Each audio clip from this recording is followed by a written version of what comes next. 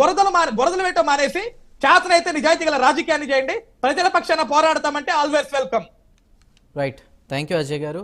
And Rammohan గారు, ఫైనల్గా మీరేమంటారు? అంటే రాజ్యసభకి సంబంధించి 8 మంది కూడా జంప్ అయ్యే పరిస్థితి ఉంది అనేటువంటి న్యూస్ కూడా వస్తుంది. విజయసాయి రెడ్డి గారు బీజేపీ వైపు చూస్తున్నారు. ఇలా రకరకాల వార్తల నేపథ్యంలో కూడా జగన్ గారికి ఒక క్లారిటీ ఉంది, అందుకే బెంగళూరుకి మకం మార్చారు. ఈ నేపథ్యంలో కూడా కొన్ని సమీకరణాల నేపథ్యంలో ఆయన లండన్ ట్రిప్కి కూడా కన్ఫర్మ్ చేసుకోవడానికి సిద్ధంగా ఉన్నారనేది వినిపిస్తోంది. ఫైనల్గా ఈ అయోమయ స్థితిలో కూడా ఇక్కడ ఉన్నటువంటి కార్యకర్తలు కావచ్చు, జగన్ అన్యాయులు కావచ్చు, వీళ్ళందరూ కూడా ఉన్నారు. గతంలో అంటే ప్రభుత్వం అధికారంలో ఉన్నప్పుడు కూడా ప్యాలెస్ డోర్లు మూసున్నాయి, మరి ఇప్పుడు అధికారంలో లేకపోయినా వాళ్ళకి సమయం ఇవ్వట్లేదు. సో ఒక క్లారిటీ అనేది లేదు. ఎలా చూడాలి? ఫైనల్గా మీ ఓడేంటి?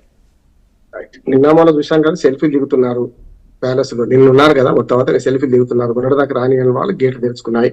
రాజ్భవన్ రోడ్ లాగా మొత్తం అంతా గతంలో కింగ్ కోటి అని హైదరాబాద్ లో ఉండేది. రాజ కుటుంబీకులు తప్ప ఎవరు నడవడానికి వీల్లేదు. మొన్నటిదాకా అది కూడా మనకు తెరవబడ్డది. చివరిగా నేనేమంటున్నాను చందు గారు, ఇప్పుడు జగన్మోహన్ నామస్మరణ బంద్ చేద్దాం మనం. ఎందుకంటే ఆయన భయం ఆయనకున్నది. గతంలో 23 మంది ఎమ్మెల్యేలు ఉన్నప్పుడు దాన్ని బుల్డోజ్ చేసుకుంటూ పోయింది అసెంబ్లీని. కనుక ఆయన ఏ పని చేసినో తనకు కూడా అదే జరుగుతుంది, అవమానం జరుగుతుంది భయం ఉన్నది. కనుక వస్తలేడు. రానప్పుడు ఏం చేయాలి? మన పని మనం చేసుకుంటూ పోవాలి. ఇప్పుడు గతంలో ఒక బుల్డోజ్ చేసుకుంటూ పోయినా కూడా వీళ్ళు బాగా ఎదుర్కొన్నారు. పవన్ కళ్యాణ్ అనేది పూర్తిగా ఎదుర్కొన్నారు. నేనేమంటున్నా అంటే అసెంబ్లీ లేకపోయినా సరే, ఉన్న ఒక్కడిని చేసుకున్నా సరే. కానీ ఇప్పుడు ఏమంటున్నానంటే ఎట్లాగూ లేదు కదా, లేనప్పుడు పెద్ద సవాలు ఇప్పుడున్న ఎన్డీఏ కూటమి ప్రభుత్వానికి ఒకటి ఏంటంటే హామీల అమలు. దాదాపు 1,40,000 కోట్ల రూపాయలు కావాలి. దీన్ని మెల్లమెల్లని అందుకనే 100 రోజులు పెట్టుకోలే కనుక చేస్తారంటున్నాం. చేసే క్రమంలో ఇటువంటి విమర్శలు వస్తాయి. ఆ విమర్శలకు ప్రతిగా మళ్ళీ విమర్శ చేసుకుంటూ పోయి జగన్మోహన్ రెడ్డి జగన్నామ పాలన చేసుకుంటూ పోతే ఏమవుతుందంటే ఆయన పెరుగుతాడు, వీళ్ళు తగ్గుతారు అంటున్నారు. అందుకని అసెంబ్లీ సాక్షిగా చేయాల్సిన పనులు సరిగ్గా చేసుకుంటూ పోండి.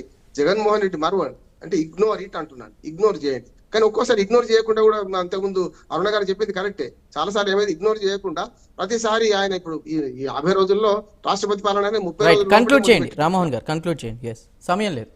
ఫైనల్ గా మాట, జగన్మోహన్ రెడ్డి గారు అసెంబ్లీకి రావాలి, ప్రజా సమస్యల మీద పోరాడాలి. ఖచ్చితంగా ఎన్డీఏ కూటమి ప్రభుత్వం తప్పు చేస్తే దాన్ని నిలదీయాల్సిన బాధ్యత ప్రతిపక్ష నాయకుడిగా హోదా అవసరం లేదు, ఆయన మీద ఉంది, ఆయన పార్టీ మీద ఉందని నేను.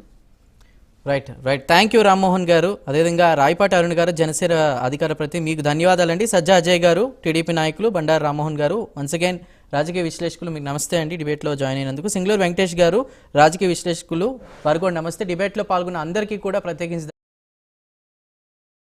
సంబంధించిన కన్క్లూజన్ ఏంటంటే, జగన్మోహన్ రెడ్డి గారు ఎందుకు పదే బెంగళూరుకు వెళ్తున్నారు? గెలిచిన ఎన్నికలు అయిపోయిన తర్వాత మనం చూసుకుంటే కనుక 2024లో ఇది 4వ సారి ఆయన బెంగళూరుకు వెళ్ళడం. అంటే అటు పవన్ కళ్యాణ్ని విమర్శించారు, అదేవిధంగా చంద్రబాబుని విమర్శించారు వీకెండ్ పొలిటీషియన్స్ అని. మరి ఇప్పుడు జగన్మోహన్ రెడ్డి చేస్తున్నటువంటి ఎలా చూడాలి అనేదే ఎక్కువగా వినిపిస్తోంది. అంటే వారు వాళ్ళ యొక్క వృత్తుల పరంగా ఇక్కడ ఉన్నా కూడా AP5 ఫోకస్ చేశారు, ఏ విధంగా పోరాటం చేశారు అంటే రాపాక్ లాంటి వ్యక్తిని కూడా వాళ్ళు వైసీపీలోకి తీసుకున్నప్పుడు పవన్ కళ్యాణ్ గారు కూటమి గెలుపుకి ఏ విధంగా కృషి చేశారు, ఏ విధంగా సమస్యలపై పోరాటం చేశారు. చంద్రబాబు నాయుడు గారి ఎగ్జాంపుల్ కూడా అజయ్ గారు చెప్పినట్లు 23 మందిలో వాళ్ళందరినీ బయటికి పంపినప్పుడు కూడా చంద్రబాబు నాయుడు గారు ప్రతి ఒక్కదానికి సమాధానం చెప్తూ వాళ్ళు హేళన చేసినా కూడా దాన్ని కూడా ఆయన తీసుకున్నారు, అదేవిధంగా సమాధానం ఇచ్చారు. మరి జగన్మోహన్ రెడ్డి ఎందుకు ఇక్కడ ఉండలేకపోతున్నారు అంటే ఆయనకి బేసిక్ నీడ్స్ తప్ప అవి లేకపోయినా ఉండగలరు, కానీ ఆయన ఇక్కడ అధికారం లేకపోతే ఇక్కడ ఉండలేరు.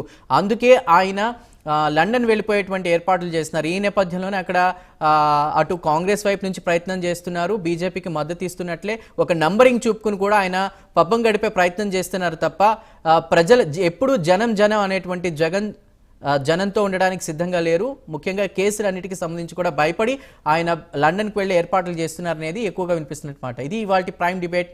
Keep watching Prime nine news.